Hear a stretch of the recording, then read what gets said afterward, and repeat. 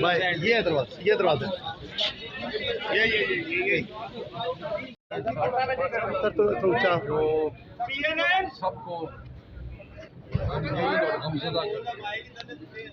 तरीन दिन है कि आपकी साथी और हमारी साथी और एक इंतहाई डेडिकेटेड, मेहनती, प्रोफेशनल, इनोसेंट, लॉयल अपने इदारे के साथ जर्नलिस्ट जो थी तो खातून, लेकिन उन्होंने कभी भी औरत होने का लिवरेज नहीं लिया। उन्होंने हमेशा अपने भाइयों के, मर्दों के शाना बशाना मेहनत की, भाग दौड़ की।